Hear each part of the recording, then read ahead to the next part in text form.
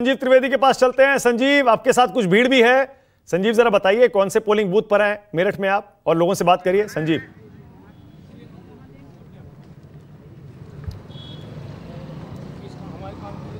मानक, मैं इस वक्त शहर दक्षिण सीट जो है मेरठ की वहाँ हूँ, और आप जानते हैं 5 विधानसभाओं से बनती है मेरठ पार्लियामेंट्री कॉन्स्टिट्यूंसी, जिसमें कि एक हापुड़ की भी सीट है। और हापुड़ रोड पर ये स्थित है जगह हापुड़ चुंगी, जहाँ पर मैं इस वक्त खड़ा हूँ। और ये तमाम लोग वोट करके अभी आए हैं। सब लोग, एक बार अपने कैमरामैन साथी अभय से कहूँगा कि फुल फ्रेम करें और सब लोगों को दिखाएं, और आप लोग अपने हाथ भी दिखाइए ताकि ये पता चले कि आप लोगों ने वोट किया है कि नहीं किया है। सब लोगों ने वोट कर दिया है। आज जुमा का दिन है, जल्दी जल्दी वोट कर रहे हैं।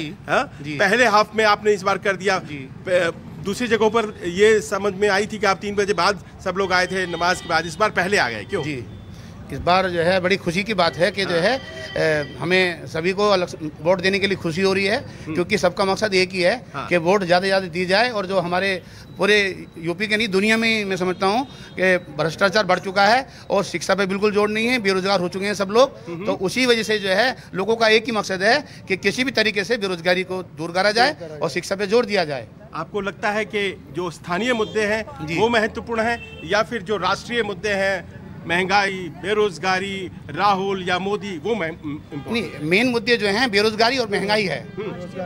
अब संजीव, टीवी के भगवान राम को वोट देगा कोई? टीवी का भगवान राम, टीवी के भगवान राम को वोट पड़ेगा? संजीव, हाँ, अरे आप जी देखिए, यहाँ पर आप जैसे युवा भी हैं, जो लोग वोट दे रहे हैं, सब लोग आए। आपके दिमाग में क्या चल रहा था जब आप वोट डालने गए? हम सरकार बदलना चाहते हैं, क्योंकि इसको हमने 10 साल देख लिया है।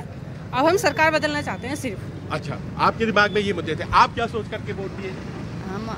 आपके दिमाग में क्या इश्यू थे, क्या मुद्दे थे? हम ये है कि हमारी सरकार बदलनी चाहिए। अच्छा, अब चलिए, यहाँ पर एक और बात है खास, वो ये है कि यहाँ पर अरुण गोविल हैं। अरुण गोविल जो कि भगवान राम के किरदार को निभाया उन्होंने, और सबको याद है। क्या वो एक फैक्टर है यहाँ पर वोटिंग में?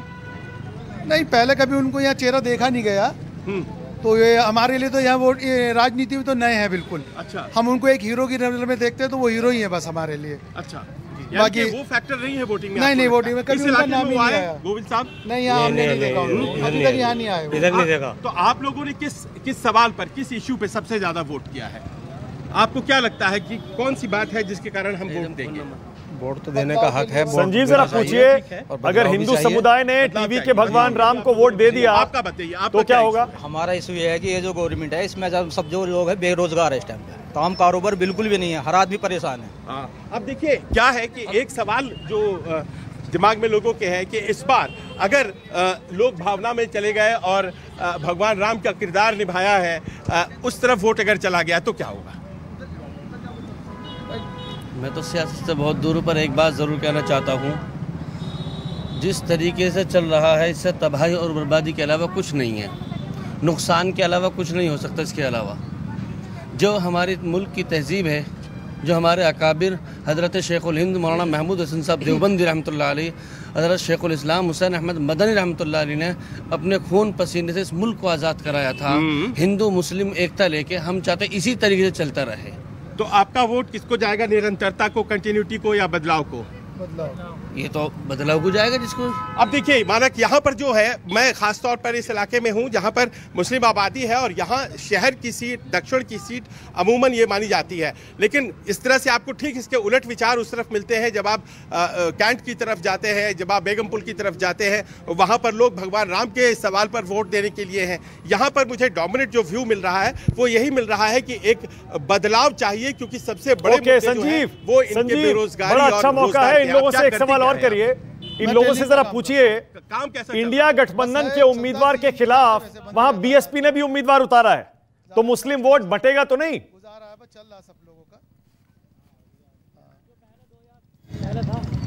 अब ये सवाल बहुत इंपॉर्टेंट हो जाता है कि पहली दफा है जबकि मेरठ हापुड़ पार्लियामेंट्री कॉन्स्टिट्यूएंसी में मुस्लिम उम्मीदवार नहीं है। हाल के वर्षों में यहाँ पर करीब 35% की आबादी मुसलमानों की, और उसके बावजूद नहीं है। तो ऐसे में वोट एक तरफ होगा या बीएसपी सपा में बट जाएगा? भाई एक ही तरफ होगा जी, बीएसपी में जाएगा, वही सपा में जाएगा सारा वोट। आपको भी लगता है कि ऐसा ही होने वाला है? ऐसा ही होने वाला है। एक तरफा जाने वाला है, बटेगा। उसकी बटेगा। आपको लगता है कि बीएसपी में भी जाएगा? कितना जाएगा सपा और बीएसपी? आपको ज्यादा वोट किधर जाता दिखाई पड़ता है? ये तो एक सर्वे के मुताबिक पता लगेगा। आपको क्या लगता है, वोट बटेगा यहाँ पर या एक तरफा है? वोट सिर्फ एक तरफा हो गया, वो भी सपा पे जाएगा। चाचा जान इस तरफ आइए, आप इस तरफ आइए। वोट नहीं बटेगा। वोट नहीं बटेगा। किधर जाने वाला है? साइकिल पे जाएगा, गठबंधन, यानी कि एक तरफ जा रहा है। अब देखिए यहाँ पर चूंकि मुस्लिम उम्मीदवार नहीं है, जरा इनसे तो क्रॉस क्वेश्चन करिए इन लोगों से। संजीव ये भी पूछिए, ज्यादा बताइए, अगर भगवान राम, टीवी के भगवान राम के नाम पर हिंदू वोट भी एक तरफा बीजेपी को पड़ गया, तब क्या होगा?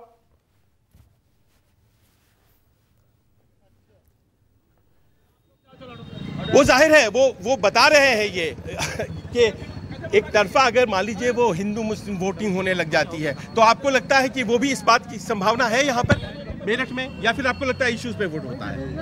इश्यूज पे ज्यादा होता है। हाँ, इश्यूज पे ज्यादा होता है। अब देखिए यहाँ पर जो लोग हैं यहाँ पे खड़े हैं, पुलिस वाले भी आ जाते हैं और हर बार इस तरह से परेशानी हो जाती है, लेकिन फिर भी जो कहानी है यहाँ की मैं देख पा रहा हूँ, यहाँ पर कोई वो क्षत्रिय वाली बात नहीं, कोई नाराजगी हो गई है इस तरह की बात नहीं। यहाँ पर बहुत ही स्पष्ट वोट है, जो लोग अरुण गोविल के फेवर में हैं और जो लोग अरुण गोविल के फेवर में नहीं है। दूसरी बात बहुत इंपॉर्टेंट है, दूसरी बात इंपॉर्टेंट ये है कि यहाँ पर अरुण गोविल के भी बहुत ज्यादा प्रशंसक मुझे नहीं मिले। वहाँ यहाँ पर वो लोग मिले जो कि प्रधानमंत्री मोदी को लेकर के वोट करते हैं। एक मिनट, परेशान मत करिए, आप खड़े रहने दीजिए ना, परेशान मत करिए। वो वैसे समर्थक है जिनसे अरुण गोविल शायद मुलाकात भी नहीं कर पाए, लेकिन उनकी अपनी एक कमिटमेंट थी, यानी कि केवल दो तरफ वोट हो रहा है मानक, या तो भारतीय जनता पार्टी के पक्ष में या भारतीय जनता पार्टी के विरोध में। यहाँ के खड़े युवा आप क्या कहेंगे, यहाँ पर बीएसपी एक फैक्टर है या फिर आपको लगता है कि सपा और भाजपा ही लड़ाई में है? देखिए जी, मैं छात्र सभा का जिला उपाध्यक्ष हूँ समाजवादी पार्टी से, और फाइट में कोई और नहीं है। पिछले 5 साल पहले भी यहाँ की पूर्व मेयर रह चुकी हैं सुनीता वर्मा जी, और बहुत अच्छी वोटों से वो जीती थी। इस बार जो प्रत्याशी में फाइट है वो सुनीता वर्मा में, अरुण गोविल में है। अरुण गोविल भी इतनी फाइट में नहीं रहेंगे क्योंकि ये बाहर के महाराष्ट्र के प्रत्याशी हैं।